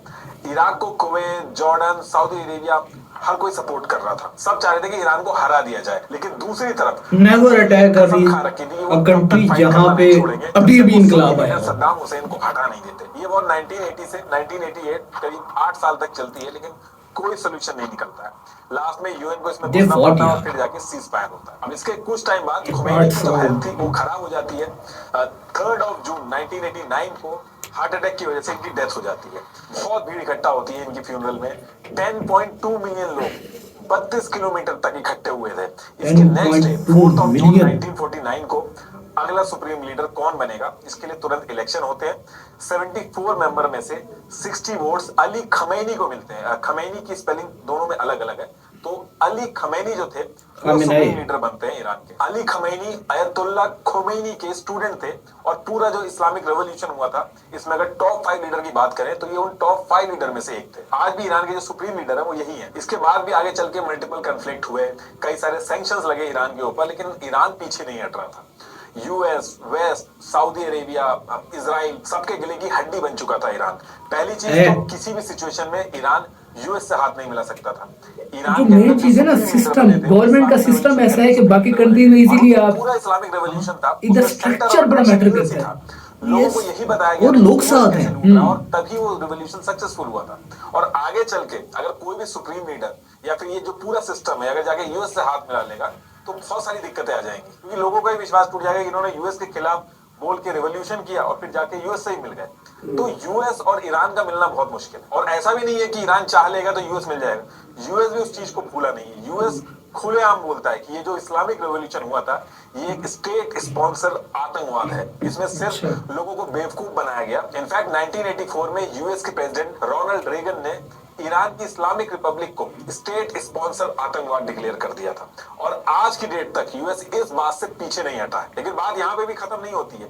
यूएस की जो प्रॉब्लम है मिडिल ईस्ट के अंदर वो कुछ और भी है। अगर मैं आपसे पूछूं कि पूरी दुनिया के टॉप 5 या फिर टॉप 10 ऑयल रिजर्व जो है वो किस कंट्री के पास है, तो टॉप 5 में 3 countries, Iran, Iraq, Saudi Arabia, ये मिडिल ईस्ट है। ये मैप में अगर आप देखिए इतना छोटा सा जो एरिया है, लेकिन पूरे वर्ल्ड का जो ऑयल है वो कंट्रोल होता है यहाँ से। और अगर मैं आपसे वर्ल्ड की टॉप न्यूक्लियर वॉरहेड जो कंट्रीज है उनके बारे में पूछूं वो टॉप पे कौन सा है, तो US, Russia, UK, France, China, India, Pakistan, सबके नाम मिलेंगे आपको। लेकिन आपको एक भी मिडिल ईस्ट की ऑयल प्रोड्यूसिंग कंट्री का नाम नहीं मिलेगा आपको न्यूक्लियर वॉरहेड की लिस्ट में, और होंगे भी नहीं, ये कभी जिंदगी में नहीं होने देंगे। अब आप इसमें कहोगे कि ईरान तो बना रहा है, ईरान बनाने वाला है, तो हाँ देखिए ईरान के बनने की पॉसिबिलिटी है, लेकिन उसके पीछे शायद बन भी चुका है। अभी देखिए जब तक मिडिल ईस्ट में अकेले, सिर्फ और सिर्फ अकेले इजराइल के पास न्यूक्लियर रहेंगे, तब तक इजराइल डोमिनेट करेगा, और जब तक इजराइल डोमिनेट करेगा तब तक मिडिल ईस्ट के ऊपर यूएस अपनी मनमानी करेगा, यूएस का कंट्रोल रहेगा। और चाइना और रशिया जो बिल्कुल नहीं चाहते हैं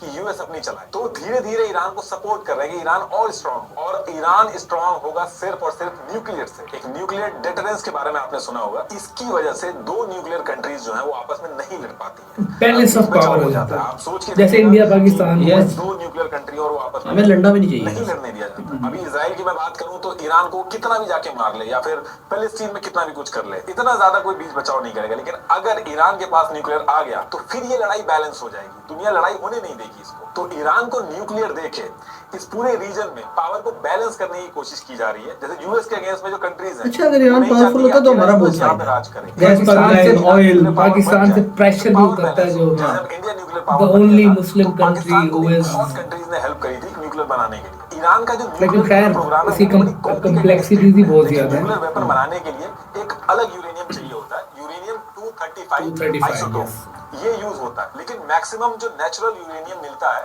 वो मिलता है यूरेनियम 238। अब इस यूरेनियम 238 को एनरिच करके यूरेनियम 235 बनाया जाता है। तो ये जो पूरा बनाया जाता है, इस पूरे प्रोसेस को ही कहा जाता है यूरेनियम एनरिचमेंट।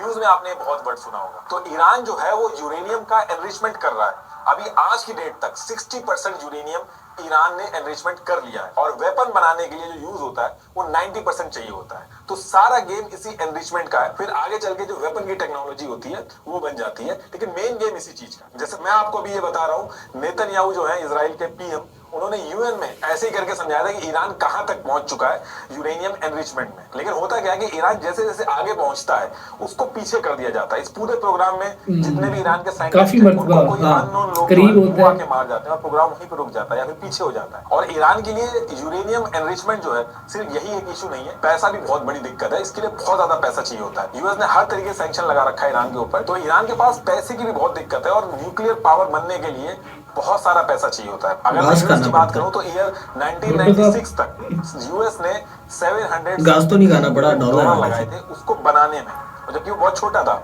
और 6.1 ट्रिलियन डॉलर उसको डिप्लॉय करने में लगाए थे। डिप्लॉयमेंट में ज्यादा पैसा लगता है। एक एटॉमिक ऑडिट इस नाम से आपको एक फाइल मिल जाएगी इंटरनेट पे, उसमें ये सारी चीजें मेंशन है। तो ईरान के सामने पैसे की भी दिक्कत है, और इसके साथ साथ इजराइल और सऊदी अरेबिया, ये भी बहुत बड़ा चैलेंज है ईरान के लिए। ये दोनों नहीं चाहते कि ईरान वहां पे स्ट्रांग बने। और ईरान और सऊदी जो है, वो जो इस्लामिक रिवॉल्यूशन हुआ था उससे पहले तो दोस्त थे, लेकिन उसके बाद से उनमें बहुत बड़ी राइवलरी हो गई। ईरान जो है वो मिडिल ईस्ट की सबसे पुरानी कंट्री है, इसका बहुत लंबा इतिहास है। वहीं सऊदी अरेबिया की बात करें तो वो सिर्फ अभी 1932 में बनी है, और बनते ही वो पूरे मुस्लिम वर्ल्ड का लीडर बन गया है। होली प्लेसेस जो है वो भी सऊदी में है। और वहीं ईरान इतना पुराना होके मिडिल ईस्ट के अंदर उसके पास जमीन भी कम है सऊदी अरेबिया के कंपैरेटिवली, और वो लीडर भी नहीं है। ईरान की बात करें तो 1.64 मिलियन स्क्वायर किलोमीटर एरिया है ईरान के पास, जिसमें 8.79 करोड़ ईरान की पॉपुलेशन रहती है। वहीं सऊदी अरेबिया जो सिर्फ 1932 में बना था, उसके पास 2 मिलियन स्क्वायर किलोमीटर का एरिया है। This is a wrong comparison. सेरा बहुत ज्यादा है सऊदी अरब का, पहली चीज यू कैन नॉट कंपेयर ये ईरान को कम पसंद है। दूसरा, ईरान का मानना है कि I don't think so this is उसको लीडर लेकिन होना वो चाहिए जो रकबे की बात की जा रही है ना, अंदर क्या है वो एक और चीज, वो एक और that is not the problem. Iran जो है वो यही प्रोजेक्ट करने की कोशिश करता है। आबादी भी 3.6 करोड़ है जैसे बैठा है, सऊदी यूएस का सपोर्टर है, यूएस के जो बेसेस है वो सऊदी के अंदर है। वहीं ईरान, हम एक इस्लामिक देश है, हम जो पूरा मुस्लिम उम्मा है उसके सपोर्ट में, और ये सब करके वो एक लीडर बनना चाहता है मिडिल ईस्ट के अंदर। और इन्हीं सब बातों को लेके सऊदी अरेबिया और ईरान के बीच में बहुत बड़ी दुश्मनी हो गई है। आप इसी चीज को कैश करता है उठाओगे तो जो सऊदी अरेबिया है और जो ईरान है, ये दोनों अपने अपने इंटरेस्ट देख के एकदम अगेंस्ट में खड़े रहते हैं। जैसे मैं आपको एग्जांपल समझाऊं, जैसे बहराइन है, इसमें जब कंफ्लिक्ट हुआ तो ईरान ने एंटी गवर्नमेंट ग्रुप जो थे उनको सपोर्ट किया, लेकिन सऊदी ने बहराइन के जो राजशाही थी उसको सपोर्ट किया। ऐसे ही लेबनान में ईरान ने शिया लेड जो हिजबुल्लाह था उसको सपोर्ट किया। वहीं सऊदी अरेबिया ने लेबनान की गवर्नमेंट को सपोर्ट किया। ऐसे ही यमन की बात करें तो ईरान शिया लेड हौती रिबेल्स जो है उनको सपोर्ट करता है। वहीं सऊदी जो है वो यमन की गवर्नमेंट को सपोर्ट करता है, सुन्नी पॉपुलेशन को सपोर्ट करता है। जहाँ गलत सपोर्ट है ना वहाँ सऊदी अरब खड़ा है। शिया रिलीजियस फिगर थे निम्र अल निम्र, इन्होंने ये प्रोटेस्ट किया सऊदी के पर्सपेक्टिव है अंदर कि ना, राजशाही नीचे होनी चाहिए, गलत और सही सऊदी क्या अरेबिया के चीज अंदर है? इलेक्शन होने चाहिए। तो सऊदी अरेबिया ने गलत सही कुछ भी नहीं होता। निम्र अल It's all about perspective. निम्र को मौत की सजा सुना दी। थोड़ा सा भी रिस्क सऊदी नहीं लेता। देता है। मेरा गलत, आपका सही, मेरा नहीं नहीं, this is not a post modernist approach. यहाँ पे अलग को यूएस और वाली राजा हिसाब किताब। इतने पावरफुल होके भी घुटनों पे आ गए थे, तो वो बिल्कुल भी रिस्क नहीं लेना चाहते। और ईरान ने भी अपने कई सारी स्टांस चेंज किए हैं, अलग अलग स्ट्रेटजीज लगाई हैं इस पूरे मिडिल ईस्ट का। ईरान की प्रॉक्सीज बहुत स्ट्रांग जैसे है। पहले वो खाली शिया की बात करता था, आज की डेट में वो शिया और सुन्नी दोनों की बात करता है, क्योंकि Yes, उसको समझ में this आ is a गया big change. कि जब भी शिया और सुन्नी का डिवाइड होता है तो उसको नुकसान होता है। ईरान बिना शिया और सुन्नी दोनों के सपोर्ट के मुस्लिम वर्ल्ड का लीडर नहीं बन सकता है। जैसे मैं आपको हमास का एग्जांपल बताऊं, ईरान हमास है एक वैसे सुन्नी possibility, group है, बहुत सारी और ज़ियारतें हमास हैं। में I want to allegation visit लग रहे ईरान। हैं कि जो गाजा के अंदर शिया माइनॉरिटी है उसका Architecture। एक्सप्लॉइट करते हैं लोग, लेकिन उसके बाद भी हमास को सपोर्ट करता है ईरान अपने इंटरेस्ट पूरे करने के लिए। पैलेस्टीन के जितने भी बाकी ग्रुप है वो नेशनलिज्म की बात करेंगे, अरब वर्ल्ड के सपोर्ट में रहते हैं, लेकिन हमास जो है वो इजराइल के अगेंस्ट में रहता है, और इसलिए हमास और ईरान की बहुत अच्छे से पड़ती है। और किसी भी सिचुएशन में ईरान को इजराइल के अगेंस्ट में खड़ा रहना ही होगा, क्योंकि यहाँ से ही उसके इंटरेस्ट पूरे होंगे। एक तो जेरूसलेम जो है वहाँ पे रिलीजियस डिस्प्यूट है, और अगर ईरान मुस्लिम वर्ल्ड का लीडर बनने की बात करता है और रिलीजियस डिस्प्यूट में मुस्लिम के साथ नहीं खड़ा रहेगा तो वो बन नहीं पाएगा। दूसरा, इजराइल जो है वो एक जूस देश है, पैलेस्तीन जो है वो एक मुस्लिम देश है। पैलेस्तीन का जो इशू है वो पूरे वर्ल्ड के जो मुस्लिम है उनके लिए बहुत बड़ा कॉज है। ईरान इस मुस्लिम वर्ल्ड के बहुत बड़े कॉज को अगर किसी तरीके से पूरा कर देता है तो मुस्लिम वर्ल्ड में बहुत बड़ा बन के निकलेगा। और इन केस अगर नहीं भी कर पाता है, स्ट्रगल भी करता है अपनी प्रॉक्सीज के थ्रू, तो भी उसको फायदा है, क्योंकि मुस्लिम वर्ल्ड में ये मैसेज जाएगा कि सऊदी जो कितना स्ट्रांग है वो यूएस की गोद में जाके बैठा है, वहीं ईरान जो है जो कि वीक है उसके बाद भी वो स्ट्रगल कर रहा है, वो अपनी इकोनॉमी। अच्छा, ये पब्लिक सेंटिमेंट है इसमें भी मौजूद है। की बात करूं तो ईरान डायरेक्ट नहीं लड़ सकता, चाहे वो यूएस हो या इजराइल हो, किसी के भी सामने इजराइल की जो मिलिट्री पावर है वो वीक है। खाली मैं ईरान के एयर अटैक की बात करूं तो इजराइल से बहुत पीछे है, यूएस से तो बहुत ही ज्यादा पीछे है। लेकिन 1979 के इस्लामिक रेवोल्यूशन जब हुआ था उस टाइम भी ईरान के पास इतनी बड़ी मिलिट्री पावर नहीं थी, खुमैनी उसके बाद भी जीते थे। ईरान के अंदर इस्लामिक रेवोल्यूशन आया था, ईरान ये जो हुतीज, हिजबुल्लाह, हमास, इनके साथ This was a pure description of मोमिन है तो बेतेग भी लड़ता है सिपाही। ईरान के जो इस्लामिक रेवोल्यूशनरी गार्ड्स हैं उसकी जो 5 ब्रांचेस हैं उसमें से कुछ फोर्स है जो इंटेलिजेंस और उनका फुल टाइम जॉब है हिजबुल्लाह, हमास, ऐसी जो प्रॉक्सीज हैं इनको हथियार वगैरह देना और इनको सपोर्ट करना। ये जो इमेज में रेड में आप देख रहे हैं ये सब ईरान की प्रॉक्सीज है जो इजराइल और यूएस के अगेंस्ट में खड़ी होती है। ये जो आप देख रहे हैं इमेज में, ये इतने अटैक कर चुके हैं 2018 से। और अगर ये इंटरनेट स्लो है जी आपका, आज ही मसला चल रहा है। ये आगे चल के अपनी कंट्रीज के अगर लीडर बनेंगे तो सबसे बड़ा जो फायदा होगा वो ईरान का होगा, और ईरान का जो इंटरेस्ट है वो पूरा हो जाए। तो ईरान इन सारी चीजों को एक लॉन्ग टर्म इन्वेस्टमेंट की तरह से देख रहा है। अभी वो सैंक्शंस वगैरह जो है वो उसके ऊपर लग चुके हैं, इकोनॉमी उसकी चली गई है, लेकिन लॉन्ग रन में जो वो सोच रहा है, जिसको लेके वो आगे बढ़ रहा है, प्रॉक्सीज को सपोर्ट कर रहा है, अगर 70 to 80% भी पूरा होता है तो ईरान जो चाहता है वो हो जाएगा। लास्ट में एक बार फिर से आपको बता दूं कि मार्केट वुल्फ ऐप का लिंक मैंने डिस्क्रिप्शन में दिया है, एक बार डाउनलोड करके जरूर देखिए। यस, मुझे ऐसा लग रहा था कि हम history, geography, you know, It was fun यार, and he explained it really well. और बेसिक से स्टार्ट कर दी। दरम्यान में मैंने बात भी की कि टाइटल डिफरेंट है, लेकिन वो पूरी अच्छा, वो title different, I could not relate to your statement at that time, क्योंकि ये बहुत जरूरी है। ईरान बहरहाल बेसिक अगर जब तक ना हो तो वो चीजें समझने में आपको उतनी दिक्कत पेश अगर किसी टाइम पे मैं इस तरह का मामला करूंगा ना, और मेरा जो फ्यूचर प्लान्स हैं कि मैं इस तरह का कुछ करना चाहूँ, तो आई वुड हैव स्टार्टेड 3000 साल पहले पर्शिया क्या था, फिर पर्शिया में इस्लाम कहाँ से आया, फिर मसला क्या है। खैर 2-4 बातों में मैं आइडेंटिफाई करते जाऊँ कि शिया सुन्नी मसला इतना सिंपल नहीं है जितना भाई ने कहा। ये इसके अंदर बहुत सारे इख्तलाफात हैं। इमाम का कॉन्सेप्ट है, फिर खलीफा का कॉन्सेप्ट अलग है, इमामत और खिलाफत के दरमियान में फ़र्क है। बाहर उन कम्प्लेक्सिटीज़ में जाए बगैर, और वो इतना इम्पैक्टफुल नहीं है, because Iran wants, Pakistan wants, and every Sen Muslim wants कि शिया सुन्नी वाला जो फसाद है ये बंद हो। सैनिटी का तकाजा यही है इस टाइम पे, मेरे ख्याल में तो सैनिटी यही है। खैर बहरहाल यूएस की exploitation as always, middle east में यूएस की एक्सप्लॉयटेशन, साउथ ईस्ट में यूएस की एक्सप्लॉयटेशन, वेपन बेचे तो यूएस, खाए तो यूएस, और फिर उसके बाद मोरल अथॉरिटी भी यूएस खेलता बड़े मजे से, यू नो। अच्छा, जहाँ नहीं खेल पाया वो सिर्फ ईरान ही है, बाकी दुनिया में यही चीज है ना। अब वो चीज और वो खटाता है उनको। लगता है मैं जो बात कह रहा था, यूएस की स्ट्रेटेजी बड़ी मजे की है। वो एक जगह आता है, उसको पहले पोटेंशियल देखता है, उस जगह का रिसोर्सेज देखता है, अपना इंटरेस्ट देखता है, वहाँ कुछ सिक्के फेंकता है और फिर वहीं से इंतजार करता है कि कौन आएगा पकड़ेगा। ठीक है, वो सिक्के देख के वहां का रिसोर्सेज निचोड़ के ले जाता है। मिसाल के तौर पर आपको $100 मिलियन उसने दे दिए, $500 मिलियन दे दिए, वो बिलियंस ऑफ डॉलर आपके मुल्क से निकाल आपके मुल्क के और आपके मुल्क के सारे जो इकोनॉमी का पट्टा बिठा दिया यूएस ने इस बुनियाद पे कि Iranian people wanted, Iranian people, let me repeat, 98% of the people voted for Ayatollah Ruhollah Khomeini उस टाइम पे, कि ईरान के लोग क्या चाहते हैं, इसके बजाय यूएस के अंदर बैठे हुए जो president of United States of America हैं, they have the moral authority, और उन लोगों का आप ये देखिए कॉन्फिडेंस देखिए, दे आर लाइक कि यार हम बताएंगे कौन लीड करेगा।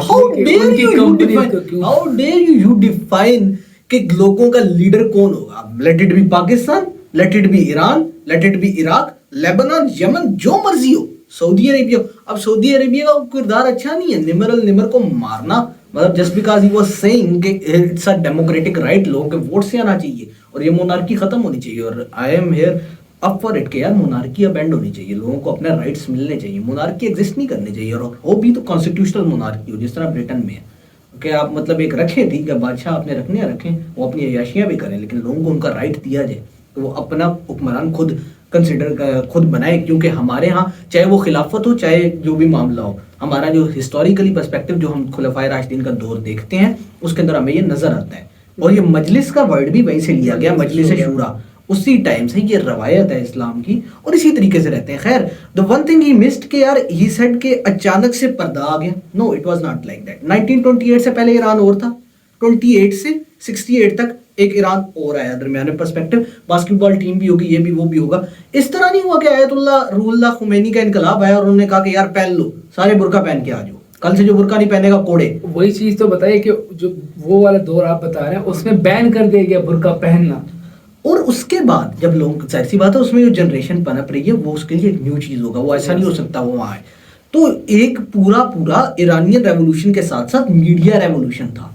इन लोगों ने इनकलाब ईरान में सबसे बड़ा जो काम किया है ना, जो कि किसी इंसान को लगता है कि यार उसको कोई बहुत बड़ा चेंज लाना है, तो उसके बाद मीडिया के अंदर इन्होंने एक पैगाम पहुंचाया, और मीडिया के जरिए साल 4-5 साल लगे इस चीज के अंदर, और लोगों ने अपनी चॉइस के साथ पर्दा अडॉप्ट किया, और आज भी कोई छोड़ना चाहता है तो अपनी चॉइस से छोड़ सकता है ईरान में, और Iranian women never cover their faces, मतलब इस तरह का कोई स्ट्रिक्ट पर्दा इस हद तक नहीं है, लेकिन रवायात हैं। और अगर आप ईरान के 3-4 हज़ार साल पुरानी रवायात को भी जाकर देखेंगे तो ये इस खित्ते का एक मिजाज है, हमेशा से ऐसा ही रहा है, और ये सप्रेशन नहीं है, कोई ऑप्रेसर्स नहीं है ये लोग, ये इस जगह के बेसिक ह्यूमन चॉइसेस हैं, उन लोगों की औरतों की चॉइसेस हैं। मतलब वो एक जोक बना हुआ था कि how could you live in that, मतलब इतनी हीट में आप इतना बुर्का कैसे, मतलब how the same way you live in a skirt -10 degree centigrade में, इट्स योर चॉइस ना, it's your choice, you don't ask इतनी ठंड है why are you wearing a skirt, तो it's her choice, let give them choice. US propaganda के बजाय इन choices को कबूल करना चाहिए। हाँ, अगर कोई जबरदस्ती हो रही है, डोमेस्टिक वायलेंस हो रहा है, वो कंडेमेबल है, बहुत ज्यादा कंडेमेबल है, कल भी ये बात रिपीट हुई है आगे। बिल्कुल ऐसे ही है जिया भाई। और मैं एक कल्चर होता है, ट्रेडिशंस होती हैं, एक तो रिलीजियस पहलू, उसके साथ साथ ये कुछ नॉर्म्स भी सारे मिल के एक सोसाइटी को एक डायरेक्शन दे रहे होते हैं। काफ़ी सारे, अब जिस बैकग्राउंड से मैं आया हूँ वहाँ पर क्लियरली ऑब्वियसली शहरों में तो है ना कि भाई जो भी सीन चल रहा है, अब देहातों में भी अगर हम बात करें पाकिस्तान में तो कोई फोर्सफुली कुछ नहीं किया जा रहा। वहाँ भी एक ही घर में 2 बहनें होती हैं, एक नकाब कर रही है, एक नहीं कर रही, कोई जोर ज़बरदस्ती नहीं है, इट्स अप टू हर। लेकिन क्या होता है, कुछ जगहों पर सेलेक्टिवली और रेयरली केसेस ऐसे होते हैं जहां पर इम्पोज किया जा रहा होता है। yes. और हम इसको डिनाई नहीं कर रहे, ऐसा होता है और हर जगह हो रहा होता है कुछ ना कुछ। और उसको क्या होता है, मोबाइल का कैमरा उठा के या किसी दूसरा आप कैमरा उठा के उसको उसके अंदर ला के देखें जी, उसको प्राइम करते हैं आप, ठीक है। दिस इज द थिंग जो कि हमें समझने की जरूरत है इस वक्त, कि जो कुछ ये इंफॉर्मेशन आती है ना, ये एक फ्लो ऑफ इंफॉर्मेशन, अब तो खैर हम इंफॉर्मेशन एज में भी हैं, जो फ्लो ऑफ इंफॉर्मेशन रहा है वो वेस्ट से ईस्ट की तरफ आ रहा है, वो कंट्रोल रहा है। इट्स लाइक कि वो उन्होंने ना वो जैसे कंट्रोल करते हैं। अब नेहरू का निज़ाम जैसे देखे ना आप, उसके बंद बांध दिया, बंद बांध दिए, जब दिल किया इंफॉर्मेशन बाहर आई। यस, और वो ऑब्वियसली जो गेट कीपिंग, जो आप देखते हो उसी से आपकी कल्टीवेशन होती है, उसी के आपके आइडियाज बनते हैं, उसी से Yes. आपका सारे का सारा माइंड सोशल कॉग्निशन है ना ये। यस, तो वो एक चीज ये समझने की जरूरत है कि हम बहुत जल्दी जनरलाइज कर देते हैं काफी सारी चीजों को। इतना आसान नहीं होती, इतना सिंपल नहीं होती चीजें, जितना ओवर सिंप्लीफाई कर दी जाती हैं। तो उनको वेस्ट को हमेशा ये एडवांटेज रहा है कि टेक्नोलॉजी में वो आगे रहे, एडवांस्ड है। अब भी अगर हम देखें इसराइल को, तो वो काफी सारे deep fake video, deep fake इस तरह, ये खास तौर पे जिस तरह अस्पताल के नीचे से टनल्स निकल आई, इस तरह के मामला, तो वो इस तरह करके मतलब वो 2 कदम आगे रहते हैं और उसको फिर यूज करते हैं। वो हमें जब पता चलता है कि एक्चुअल सीन क्या हो, वो 10 कदम और आगे जा चुके होते हैं। तो अब कहीं ना कहीं मुझे स्पेशली इस हवाले से, इंडिया के हवाले से, अब चूंकि हमारी ऑडियंस भी काफी सारी इंडिया से है, इंडिया ने आईटी सेक्टर में और काफी सारे मामलात में वो वेस्ट को आंख दिखाता है। हाँ, और ये बहुत अच्छी बात है, somebody should shut them up। और वो कहता है कि कौन हो भाई आप, मतलब हाँ। उनके वज़राए खारजा जितने भी हैं, वो क्या है, उन्होंने क्या किया, अपनी एजुकेशन पे फोकस किया।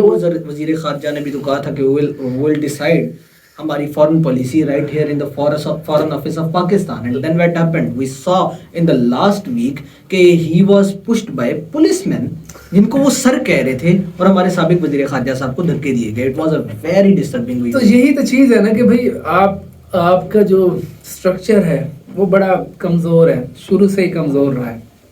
इंडिया ने ऑन द अदर हैंड, अब ये फायदा होता है ना डेमोक्रेसी का, स्ट्रक्चर्स डेवलप किए, इंस्टीट्यूशनलाइजेशन।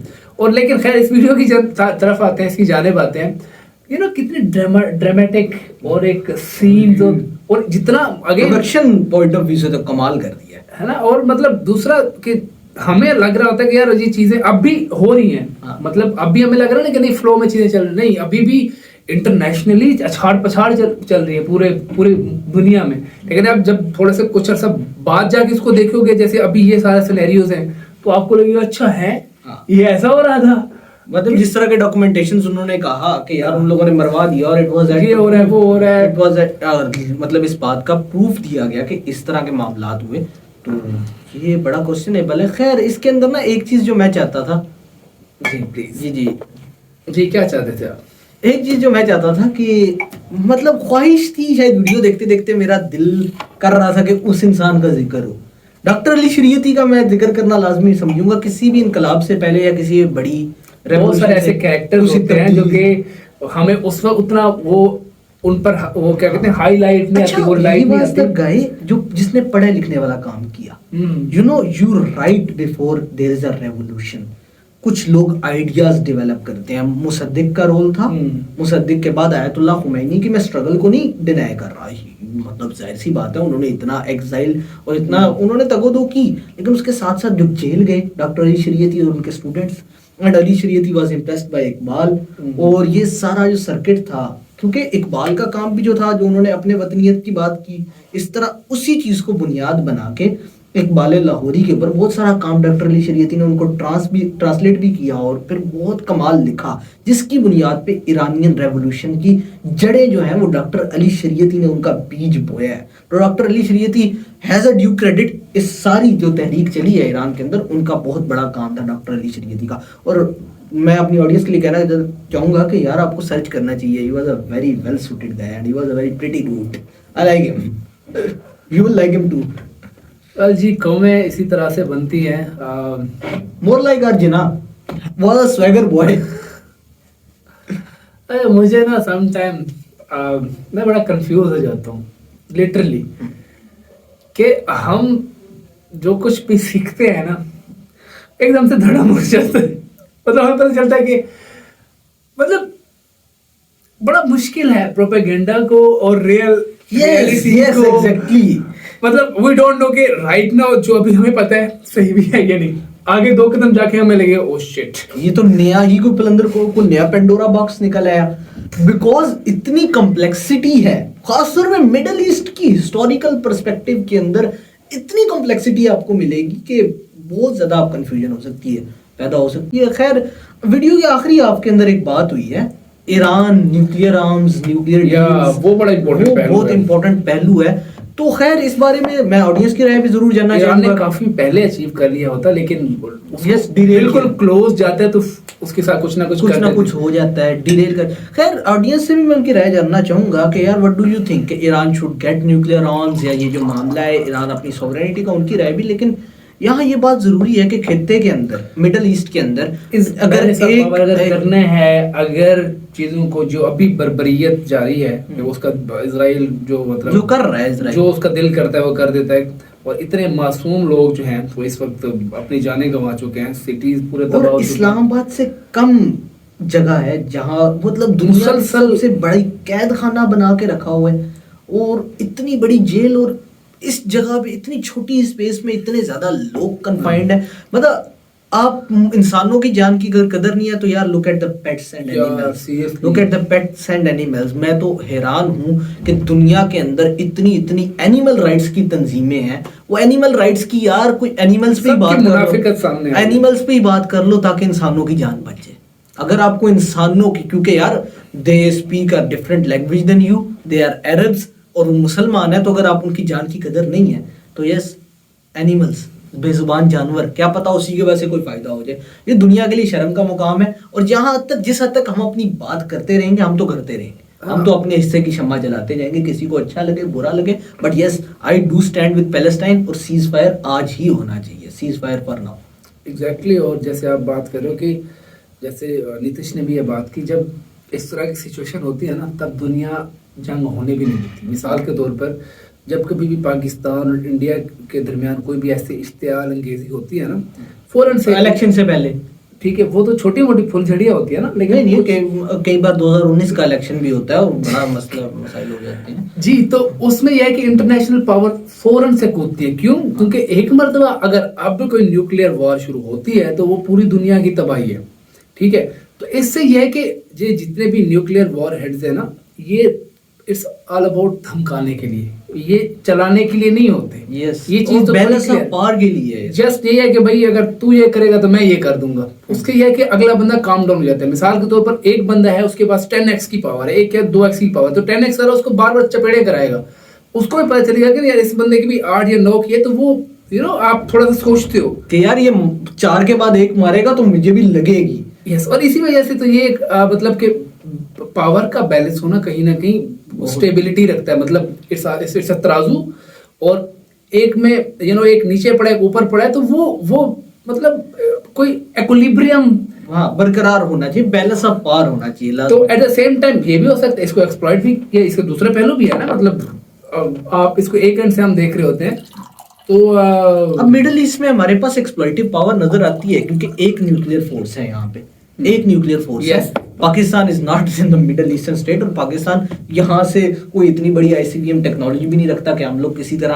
आपने एक अपना मिसाइल का किया था जिसकी एक्सेस क्या कहते हैं रेंज जाती थी इजराइल तक, वो भी फिर आपके साथ गेम कर दी, गेम हो गया वो तो। बहरहाल खैर हम लोग का ऑफिशियली या अनऑफिशियली भी ऐसा कोई हमारे पास मिसाइल इस टाइम पे मौजूद नहीं है जो कि इतनी लॉन्ग रेंज रखता हो, आईसीबीएम मिसाइल हो इतना बड़ा।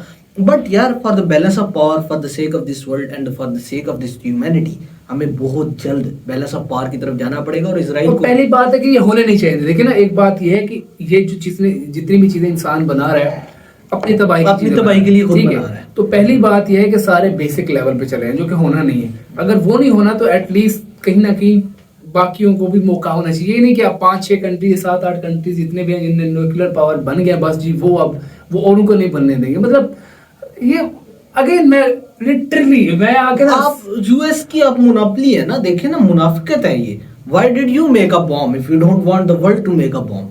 वही बात है ना, ओपनहाइमर के एंड पे उन्होंने कहा था you have started a chain reaction. Oppenheimer movie के अंदर उन्होंने डायलॉग था कि you have started a chain reaction and this chain reaction will continue for the balance of the power and for the sake of this world. हमें middle east में अमन चाहिए ताकि दुनिया के लिए बेहतरी। और यस, अगर ईरान के हालात बेहतर होते हैं तो एज अ पाकिस्तानी मुझे तो अपना फायदा नजर आता है ना। गैस पाइपलाइन आती है, मेरे लिए गैस सस्ती लोकल लोगों को, मेरे लोगों के लिए गैस सस्ती होगी, तो मैं क्यों ना इसकी बात करूं। यहाँ अगर ऑयल आता है तो हमें रूस से या सऊदी अरब से इतनी दूर से नहीं लाना पड़ेगा। यही है ना।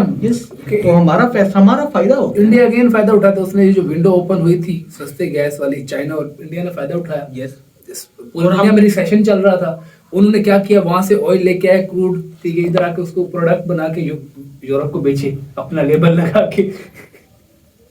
जब अच्छा। यूक्रेन और हाँ। वाली बात, तो अच्छा खासा पैसा कमाया इंडिया ने। ऐसे ही है, बिल्कुल इसी तरह है। और क्यों? क्योंकि उन्होंने स्टैंड ले लिया, लेकिन उन पर भी प्रेशर है। हम लोग प्रेशर के आगे हम लेट गए, देश लेट गए, और पूरी सिर्फ उन्होंने नहीं, हम लोगों ने, आम लोगों ने भुगती है वो हाँ। महंगाई, ये प्रेशर अभी तक हम लोग बर्दाश्त कर रहे हैं। आज भी मैंने एक बड़ी तफसीलन रिपोर्ट दी है अपने काम के सिलसिले में, और देखा है हमारे शरह महंगाई के अंदर 30% से ऊपर शरह महंगाई है। और खासतौर पे वो लोग जो 25 से 30 हज़ार कमाते हैं, उनके लिए ये 47% से ऊपर है इस टाइम पे पाकिस्तान में इन्फ्लेशन रेट। हमारी शरह सूद 20% पे पहुंची हुई है। ये बहुत बड़े अलार्मिंग सिचुएशन है, बहुत बड़े अलार्मिंग सिचुएशन है हमारे लिए। और कोई होप नहीं है। उससे वर्ष ये है कि इस मुल्क में आप फिर भी स्टेबिलिटी नहीं अच्छा, आने दे रहे। एक हमारे पास एक फोर्स आई थी जिसने कहा था कि रिकोडिक जो कंपनी है ना, वो हमें भी देगा मामला, and he is right now in jail. जो पाकिस्तान की बात कर रहा है, yes, Khan could be the new Khomeini of Pakistan. This was posted by किसी अमेरिकन इंटरनेशनल अखबार ने भी लिखा था कि Khan is the new supreme leader. If Khan is loyal to this country, I am up for it, that's it. मेरे पास simple ये है, मुझे खान साहब की लॉयल्टी पे अगर यकीन हो, मेरे खान साहब से लाख इख्तलाफात हैं जिनका मैं बेशबहा जगह अपनी सोशल मीडियाज पे भी इजहार करता आया हूँ, बट यस, उस बंदे ने हमारे हक की बात की है। और हमारे हक के अंदर ईरान की भी बेहतरी है, हमारे हक के अंदर सऊदी अरब भी बेहतर हो तो बेहतरी होती है, हमारे हक में तो इंडिया तरक्की करे तो हमारे लिए वो बेहतरी है। यस, क्योंकि हाँ, जब ये और बात है कि हमें पोल्यूट पाकिस्तानियों के माइंड्स को किया गया है, इससे हम, लेकिन हम बिल्कुल इससे एग्री करेंगे। और एक वक्त था जमाना जहलियत का जो हम पर गुजरा है क्योंकि हम भी प्रोपेगेंडा के जरिए असर थे। यस, तो थैंक्स टू सोशल मीडिया जिसने अवेयरनेस क्रिएट की। और हम आम लोगों को, जैसे अभी हम आप लोगों के साथ गुफ्तगू कर रहे हैं, हम लोकल लोग हैं, और आप लोग जो देख रहे हैं स्क्रीन के उस साइड पर, तो ये बड़ा एक सोशल मीडिया का बड़ा अहम फायदा है कि भाई ये कनेक्टिविटी बढ़ जाती है। यस, वो मेन स्ट्रीम मीडिया पे बहुत सारी चीज़ें कंट्रोल करना ज़्यादा आसान हो जाता है, तो ये चीज़ है। और इसी वजह से हम भी कोशिश करते हैं, हमें भी बहुत सारी चीज़ें, बहुत सारी बातें हो सकता है जिस जो आप लोगों को लग रही होंगी कि क्रिटिसाइज आप कर सकते हैं कि यार ये ऐसे नहीं ऐसे, तो हम यहाँ सीखने के लिए बैठे हैं। आप खुल के क्रिटिसाइज करें, खुल के क्रिटिसाइज करें, and I read every once comment. मैं हर कमेंट पढ़ता हूँ और कोशिश करूंगा कि मैं और मियां साहब मिलके उन कमेंट्स हाँ। का जो जवाब जो हमारे नजर में Separate किसी हो, वीडियो या हम में माजरत कर लेंगे किसी मामले के अंदर जो उसका हम लोगों को गलत कह गए वो जरूर करेंगे। और हम आप लोगों के बहुत शुक्रगुजार हैं, उन लोगों को जो बगैर गाली दिए कुछ समझाने की कोशिश करते हैं, और जो गाली देते हैं उनका भी शुक्रिया। आप बताते हैं कि आप इस काबिल नहीं है कि आपको फोन थमाया जाए। तो यस, तो that's it from our side. तो इसी के साथ अपने और अपने जानने वालों का ख्याल रखें, और अपने दोनों मेजबानों को मेरे ख्याल में दे दें इजाजत अब, क्योंकि वीडियो हो गई है बहुत लंबी। अल्लाह हाफिज़।